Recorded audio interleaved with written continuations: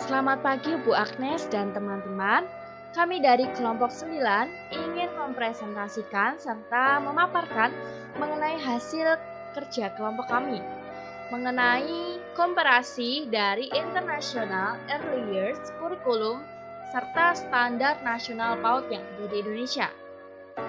Selamat menyaksikan. Sebelumnya, kami akan memperkenalkan diri anggota kelompok kami. Yang pertama ada Metriana Bano dengan NIM 171134176. Yang kedua ada Priska Desintia Cindy Aviesta dengan NIM 191134037.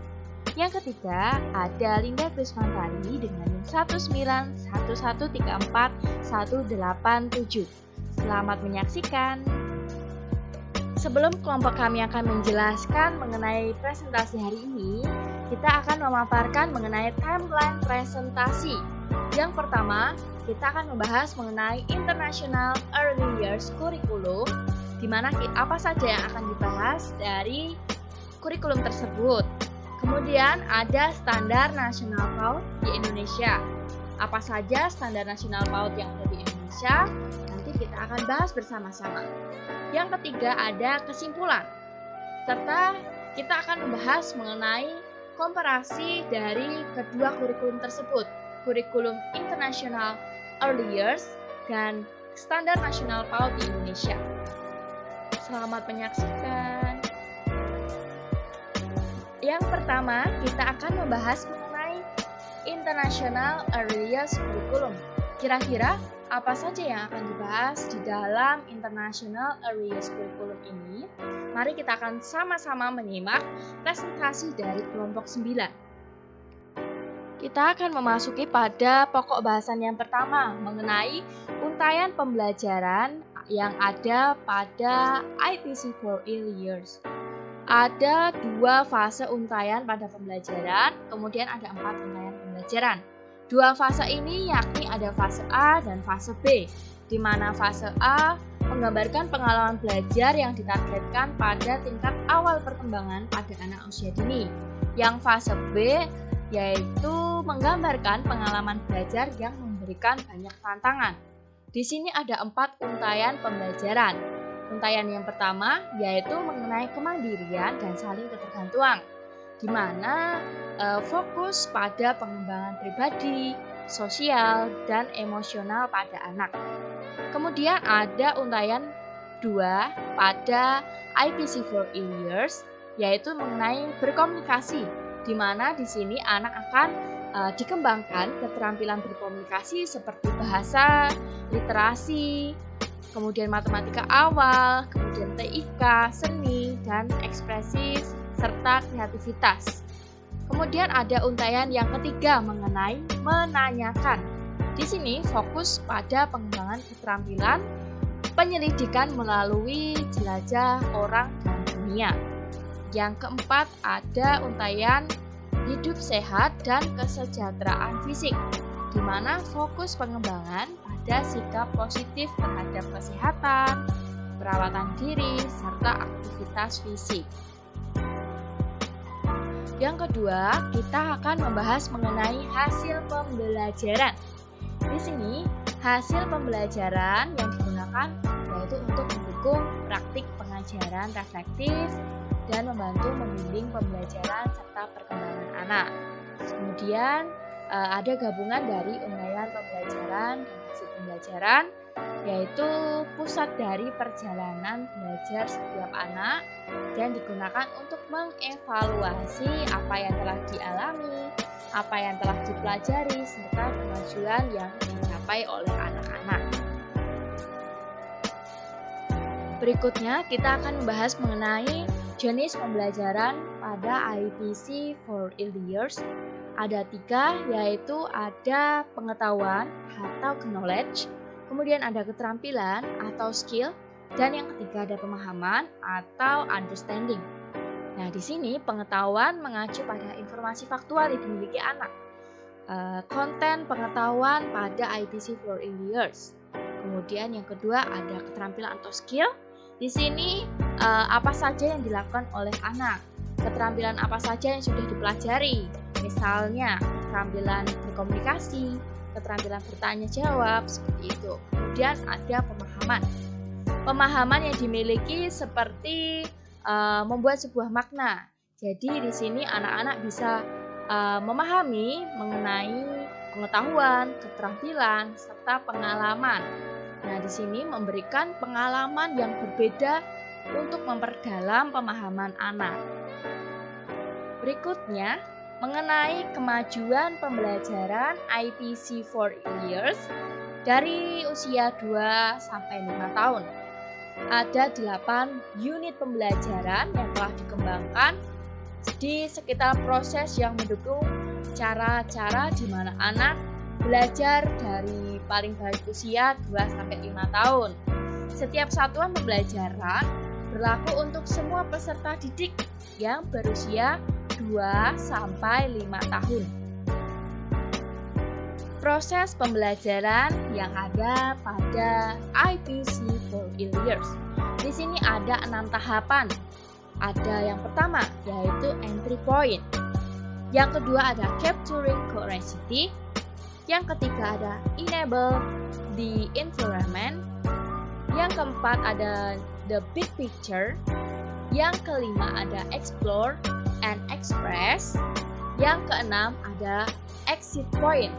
Di sini saya akan menjelaskan satu persatu tahapan atau proses pembelajaran tersebut. Yang pertama adalah entry point. Di sini anak-anak dapat memiliki atau menjelajahi pengalaman baru dengan berbagai cara yang menarik dan berkesan.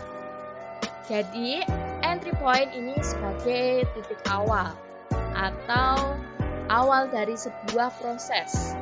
Kemudian yang kedua ada capturing curiosity. Di sini guru menyadari apa yang ingin dipelajari anak dari unit yang dapat disesuaikan. Kemudian ada yang ketiga yaitu enable the environment, di mana adalah proses perencanaan serta pengembangan ruang belajar di dalam dan di ruang-ruangan yang relevan untuk menciptakan iklim yang positif terhadap berlangsungnya pembelajaran. Yang keempat ada the big picture. Di sini the big picture yaitu memberikan gambaran mengenai setiap unit pembelajaran kepada anak-anak, memberikan gambaran untuk guru mengapa tema itu penting untuk dipelajari oleh anak dan apa kaitannya dengan perkembangan anak. Yang kelima ada explore dan express. Di sini explore dan express bertujuan untuk memberikan kesempatan kepada anak-anak untuk terlibat di dalam suatu kegiatan yang telah dirancang secara holistik di sekitar rangkaian pembelajaran. Yang keenam yaitu ada exit point. Di sini sebagai proses yang paling terakhir atau proses yang mengakhiri dalam sebuah pembelajaran. Di akhir anak-anak diberikan kesempatan untuk merefleksikan berbagai pengalamannya atau apa yang sudah dipelajari dengan merayakan mengenai apa yang telah dipelajari dengan berbagai kegiatan nantinya.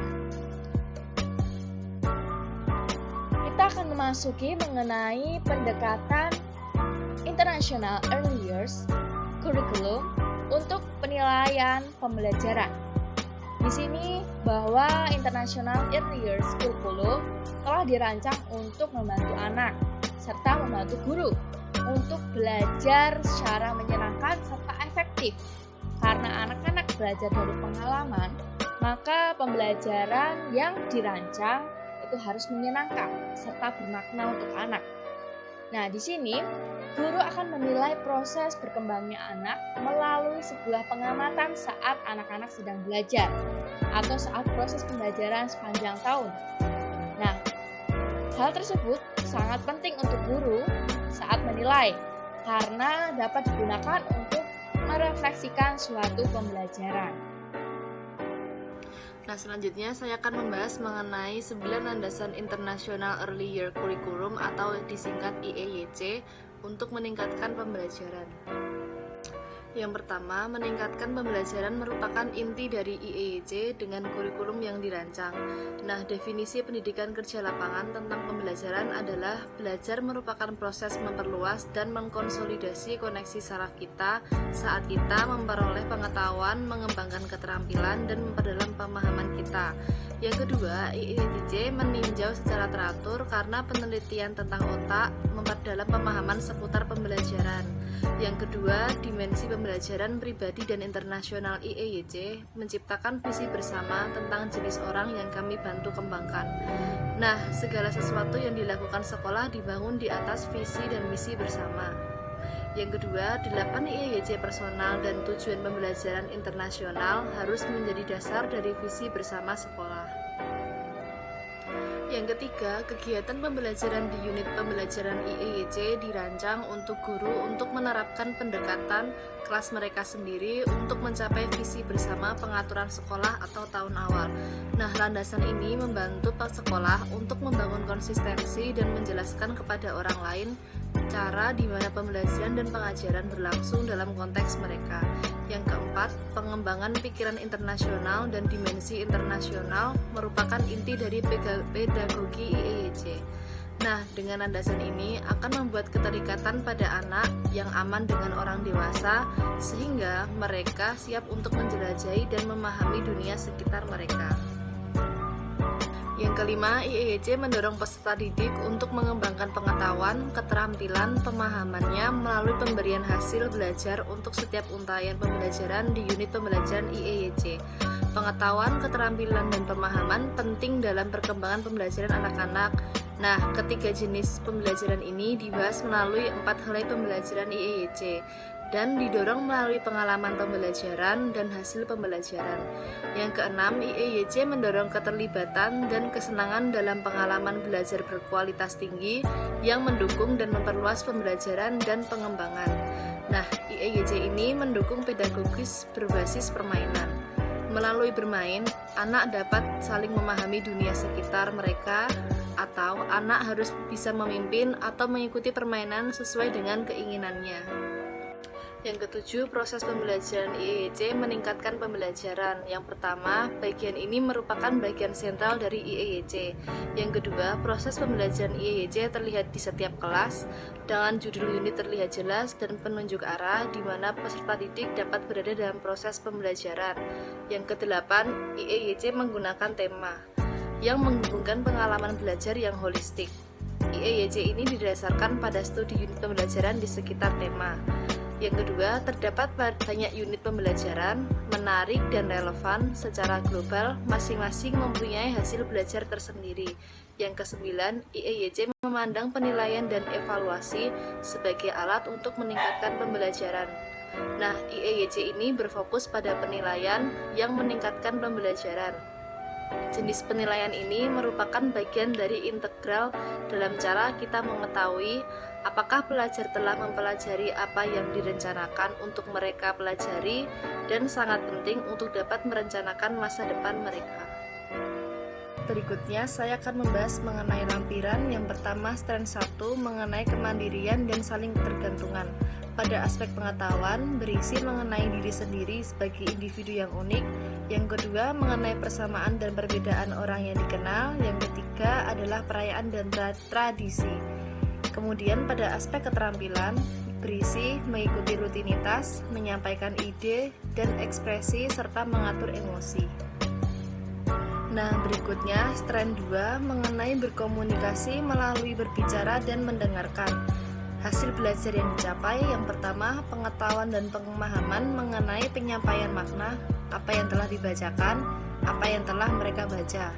Yang kedua, pada aspek keterampilan, menggunakan bahasa dan memecahkan kata-kata sederhana, mengenali beberapa kata umum. Yang ketiga adalah strand 3, yaitu berkomunikasi melalui tulisan, angka, bentuk dan ukuran, melalui TIK dan komputasi, seni dan kreativitas, seni ekspresif dan kreativitas.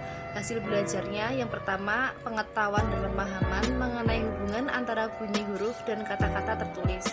Yang kedua, keterampilan untuk menerapkan kesadaran dalam kegiatan menulis. Yang ketiga, menulis dan mengeja beberapa kata umum.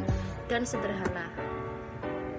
Yang keempat adalah strand 4, yaitu hidup sehat dan kesejahteraan jasmani.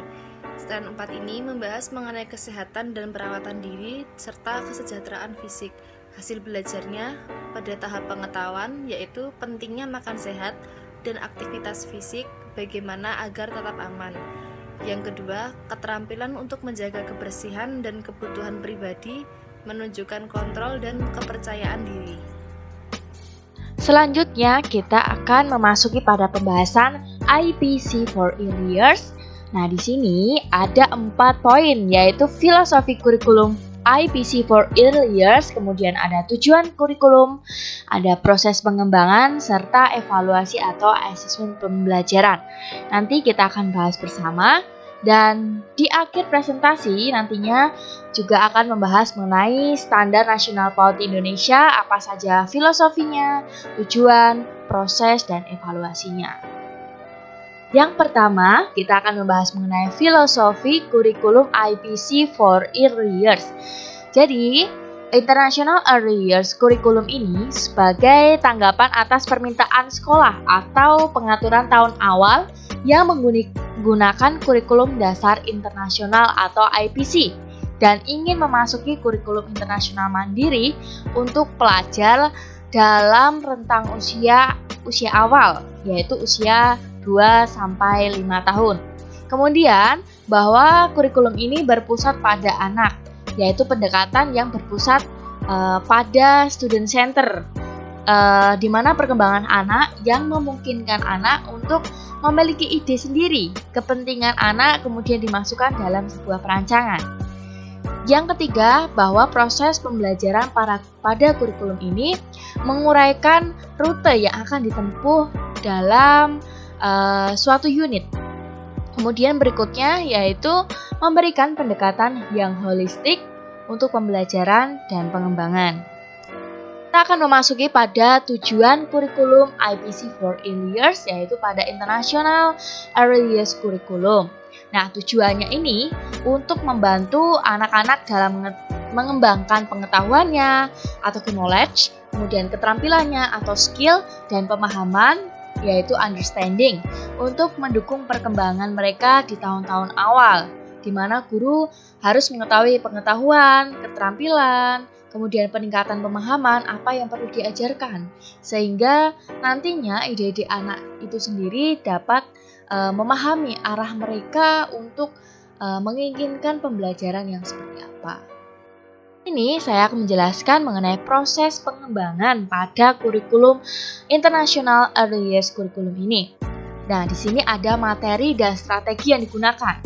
Nah, materi ini terdapat 18 untayan pembelajaran atau unit pembelajaran untuk usia awal, usia 2-5 tahun. Ada 4 untayan pembelajaran. Yang pertama, yaitu mengenai kemandirian dan saling ketergantungan. Yang kedua, mengenai berkomunikasi. Yang ketiga, mengenai menanyakan. Dan yang keempat, mengenai hidup sehat dan kesejahteraan fisik. Di mana strategi ini pada kurikulum ini belajar yang harus memotivasi, menarik, menyenangkan, student center, dan untuk membuka bahwa keajaiban bagi anak-anak di mana minat pribadi tersebut dapat berkembang secara optimal di dalam kurikulum ini. Kita akan memasuki pada evaluasi atau assessment. Berdasarkan apa yang sudah dibaca oleh kelompok, bahwa untuk penilaian di sini siswa dapat melakukan praktik reflektif. Kemudian ada keterlibatan dan penyelidikan terhadap suatu hal. Kemudian di sini guru dapat menilai dari hasil belajar siswa, yaitu ada pengetahuan, kemudian ada keterampilan, serta pemahaman. Nah, di sini guru dapat melakukan penilaian melalui sebuah pengamatan perkembangan selama proses pembelajaran. Ada penilaian dan perencanaan yang efektif berhasil atau gagal atas dasar kejelasan hasil. Nah, pada tahap selanjutnya ini membahas mengenai standar nasional pendidikan anak usia dini. Yang pertama, A. Ketentuan umum. Pasal 1 STTPA adalah kriteria kemampuan yang dicapai anak pada seluruh aspek perkembangan dan pertumbuhan yang mencakup aspek nilai agama dan moral, fisik motorik, kognitif, bahasa, sosial emosional, serta seni. Yang kedua, PANUT merupakan pembinaan bagi anak usia dini sejak lahir sampai 6 tahun yang dilakukan melalui pemberian rancangan pendidikan untuk membantu pertumbuhan dan perkembangan jasmani rohani agar anak siap memasuki pendidikan lebih lanjut. Yang ketiga, kurikulum PAUD, rencana dan pengaturan mengenai tujuan, isi dan bahan pengembangan serta cara yang digunakan sebagai pedoman penyelenggaraan kegiatan pengembangan untuk tujuan pendidikan tertentu. Berikutnya adalah B. Lingkup fungsi dan tujuan. Pasal 2 membahas mengenai standar PAUD menjadi acuan dalam pengembangan, implementasi, dan evaluasi kurikulum PAUD. Yang pasal 3 membahas mengenai fungsi standar PAUD. Yang pertama, dasar dalam perencanaan, pelaksanaan, pengawasan, atau tindak lanjut pendidikan dalam rangka mewujudkan PAUD bermutu. Yang kedua, acuan setiap satuan dan program PAUD untuk mewujudkan tujuan pendidikan nasional. Yang ketiga, sebagai dasar penjaminan mutu PAUD.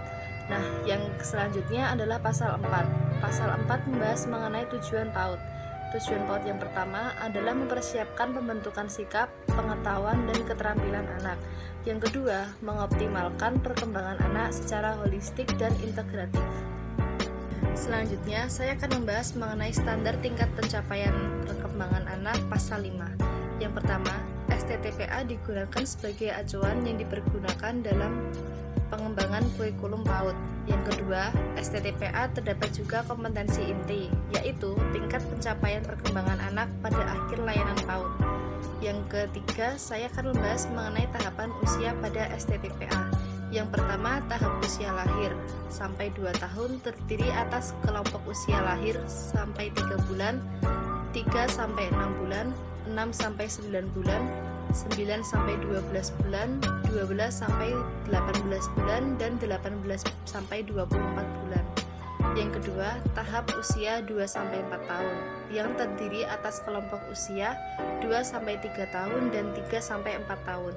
Yang ketiga, tahap usia 4 sampai 6 tahun terdiri atas kelompok usia 4 sampai 5 tahun dan 5 sampai 6 tahun.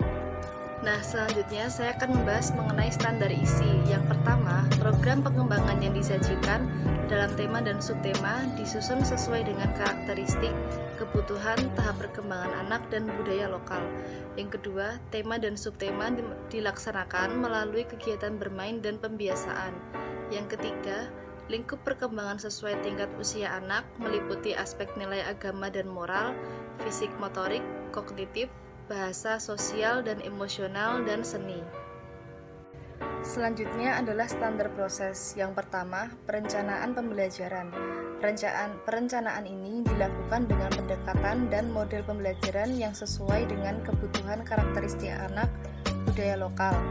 Dan perencanaan ini meliputi program semester, RPPH, dan RPPM. Yang kedua, pelaksanaan pembelajaran.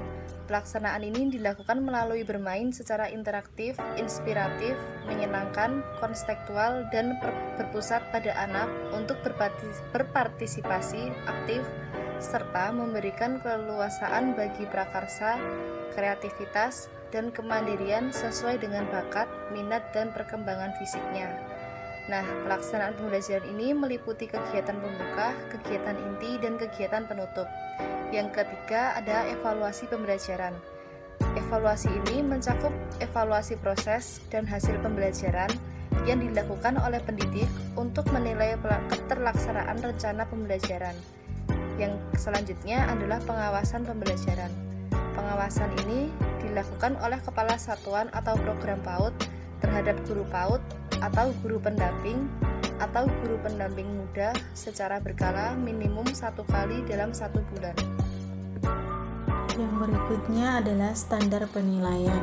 Standar penilaian merupakan kriteria tentang penilaian proses dan hasil belajar dalam rangka pemenuhan STTPA. Yang pertama itu prinsip penilaian, teknik penilaian, mekanisme penilaian, pelaksanaan penilaian, pelaporan hasil penilaian. Untuk prinsip penilaian itu objektif, otentik, edukatif, akuntabel, dan transparan. Untuk teknik penilaian itu sesuai dengan tingkat perkembangan anak dan instrumennya terdiri dari catatan akedot, rubrik atau instrumen hasil kemampuan anak. Berikutnya standar pendidik dan kependidikan. Standar pendidikan PAUD terdiri atas guru PAUD, guru pendamping, dan guru pendamping muda. Lalu yang kedua, tenaga kependidikan. Tenaga kependidikan bertugas melaksanakan administrasi, pengelolaan, pengembangan, dan pengawasan, serta pelayanan untuk menunjang proses pendidikan di satuan PAUD. Yang berikutnya, sarana dan prasarana.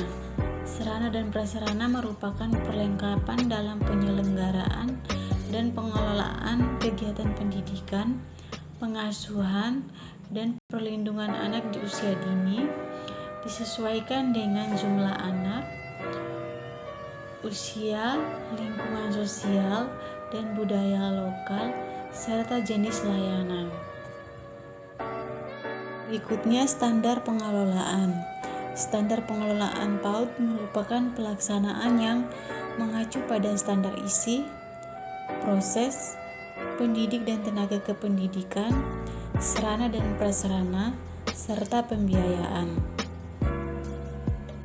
Untuk pelaksanaannya dilaksanakan pada TK, TPA, RA, BA, KB, dan SPS.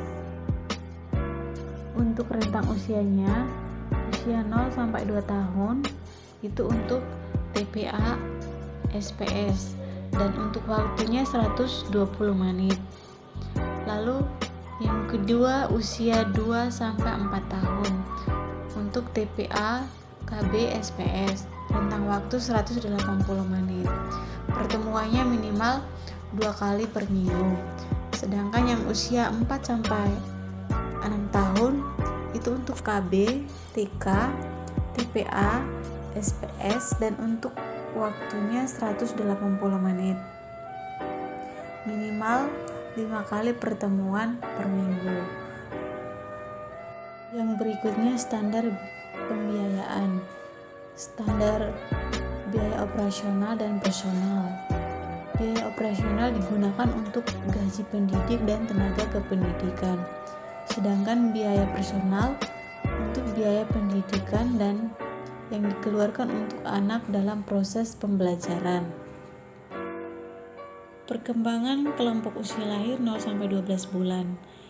Nilai agama dan moral itu anak 3 bulan itu mendengarkan doa, 3-6 bulan itu melihat dan mendengar berbagai ciptaan Tuhan, 6-9 bulan mengamati berbagai ciptaan Tuhan, 9-12 bulan itu mengamati kegiatan ibadah di sekitarnya.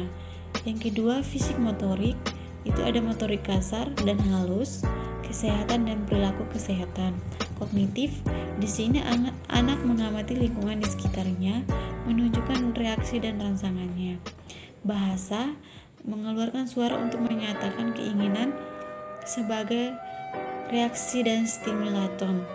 Sosial emosional, untuk anak usia 3 bulan itu menatap, tersenyum, 3-6 bulan merespon gerakan dan kaki, tangan dan kaki, 6-9 bulan itu menempelkan kepala, bisa merasa nyaman. Yang 9-12 bulan menyatakan keinginan dengan berbagai gerakan. Lalu terakhir seni untuk membedakan antara bunyi dan suara, tertarik dengan suara atau musik, tertarik dengan berbagai macam karya seni. Berikutnya, lingkup perkembangan kelompok usia lahir 0-12 bulan.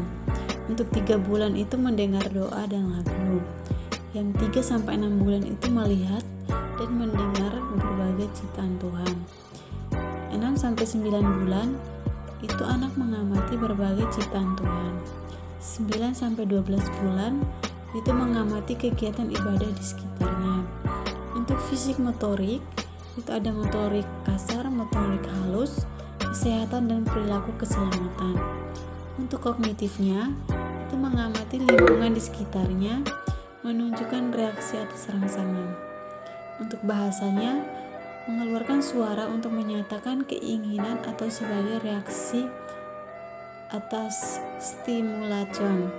Sosial emosional, untuk 3 bulan itu menatap, tersenyum, 3-6 bulan itu merespon gerakan tangan dan kaki. 6-9 bulan itu menempelkan kepala, bisa merasa nyaman. 9-12 bulan itu menyatakan keinginan dengan berbagai gerakan.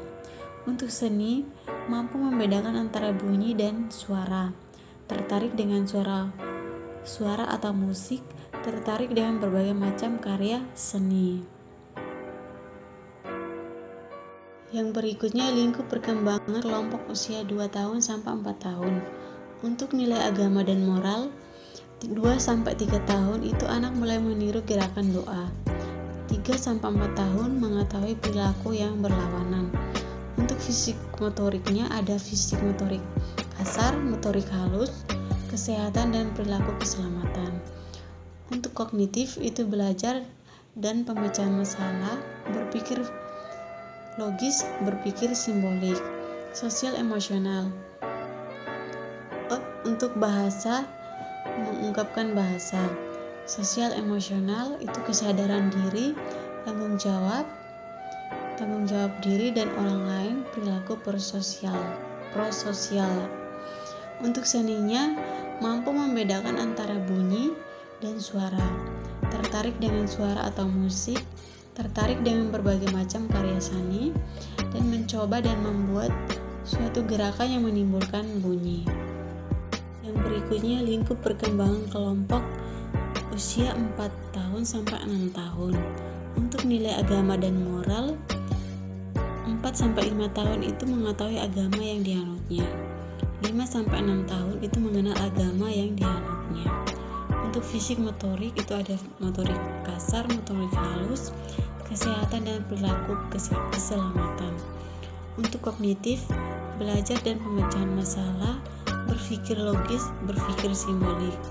Lalu yang bahasa, memahami bahasa, mengungkapkan bahasa dan keaksaran. Yang berikutnya sosial emosional, kesadaran diri, tanggung jawab diri untuk orang lain, perilaku prososial. Untuk yang terakhir itu seni. Seni mampu menikmati berbagai alunan lagu atau suara, tertarik dengan kegiatan seni. Nah teman-teman, selanjutnya saya akan membahas mengenai filosofi Standar Nasional PAUD. Standar Nasional Pendidikan Anak Usia Dini selanjutnya disebut juga Standar PAUD. Nah, Standar PAUD itu sendiri adalah kriteria tentang pengelolaan dan penyelenggaraan PAUD di seluruh wilayah hukum Negara Kesatuan Republik Indonesia. Nah, fungsi Standar PAUD sendiri adalah untuk merencanakan, melaksanakan, mengawasi, dan menindaklanjuti pendidikan dalam rangka pencapaian PAUD yang bermutu. Nah, pada slide ini membahas mengenai tujuan Standar Nasional PAUD. Tujuan Standar Nasional PAUD terdapat 3 tujuan pokok yang diterbitkannya peraturan tentang Standar Nasional PAUD. Yang pertama, menjamin mutu pendidikan anak usia dini. Yang kedua, melakukan stimulan pendidikan dalam membantu pertumbuhan dan perkembangan jasmani dan rohani. Yang ketiga, perancangan Standar Nasional PAUD juga bertujuan untuk mempersiapkan pembentukan sikap, pengetahuan, dan keterampilan anak. Nah, tujuan PAUD itu sendiri yaitu mempersiapkan jasmani dan rohani anak umur lahir sampai 6 tahun untuk pendidikan yang lebih lanjut, yakni sekolah dasar. Nah, selanjutnya proses pengembangan Standar Nasional PAUD. Yang pertama, pada strategi pembelajaran terdiri dari interaktif, menyenangkan, inspiratif, kontekstual, berpusat pada anak. Yang kedua, materi dan strategi pembelajaran. Materi terdiri dari lingkup materi meliputi program pengembangan yang disajikan dalam bentuk tema dan subtema. Nah, pada slide ini membahas mengenai evaluasi atau asesmen.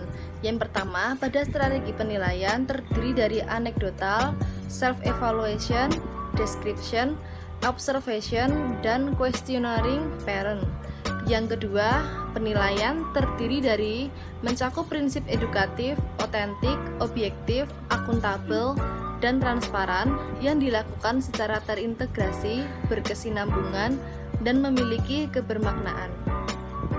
Nah teman-teman, bagaimana presentasi dari kelompok 9? Pasti teman-teman juga mendapatkan apa yang kami dapatkan juga. Nah, dari pembahasan tersebut kami menyimpulkan ada suatu perbandingan atau komparasi dari kurikulum tersebut. Selain dari filosofi, tujuan, kemudian ada proses pengembangan seperti materi, strategi, serta evaluasi atau assessment. Nah, pembelajaran yang membedakan dari kurikulum ini adalah seperti proses pembelajaran yang ada di kurikulum internasional early years ini, seperti ada entry point, kemudian ada capturing curiosity, kemudian ada enable the environment, kemudian ada the big picture, ada explore dan express, dan ada exit point. Sedangkan pada standar nasional PAUD, seperti yang sudah dijelaskan, bahwa ada proses perencanaan, kemudian ada pelaksanaan, evaluasi, dan pengawasan. Nah, selain itu, hasil belajar atau perkembangan pada International Early Years Curriculum ini seperti adanya pengetahuan, keterampilan, dan pemahaman. Nah, untuk aspek perkembangannya sendiri pada standar nasional PAUD seperti aspek nilai agama dan moral, fisik motorik, kognitif, bahasa, sosial emosional, serta seni. Seperti itu. Kemudian untuk penilaian pembelajaran seperti yang sudah saya paparkan dengan kelompok, bahwa ada penilaian pembelajaran dari International Early Years ini, yaitu penilaian yang didasarkan pada pengamatan suatu proses pembelajaran sepanjang tahun. Nah, untuk standar penilaian dari standar nasional PAUD, yaitu penilaian proses dan hasil belajar anak dalam rangka pemenuhan STTPA, seperti ada catatan anekdot, kemudian ada rubrik atau instrumen hasil kemampuan anak, ada penilaian portofolio. Nah, di sini ada perbedaan juga yang membandingkan, yaitu pada pembelajarannya. Bahwa pada pembelajaran di International Curriculum Early Years, bahwa ada 4 untaian pembelajaran seperti yang sudah disebutkan oleh kelompok. Ada 4 untaian pembelajaran seperti kemandirian dan saling ketergantungan, kemudian ada berkomunikasi, hidup sehat, dan kesejahteraan fisik. Nah, di sini ada 18 unit untuk pembelajaran International Early Years Curriculum usia 2-5 tahun. Sedangkan pada standar nasional PAUD, standar isinya seperti lingkup materi dan standar isi meliputi program pengembangan yang disajikan dalam bentuk tema dan subtema. Ya, seperti disusun dengan karakteristik kebutuhan dari siswanya. Nah, untuk kemajuan dari International Curriculum Early Years, bahwa ada 18 unit pembelajaran dari usia 2-5 tahun. Nah, untuk tahapan usia pada standar nasional PAUD ini, yaitu berdasarkan STTPA, standar nasional PAUD ini dimulai pada usia sejak lahir atau 0 hingga 6 tahun. Sekian presentasi dari kelompok kami. Bila ada kesalahan kata, kami mohon maaf. Terima kasih.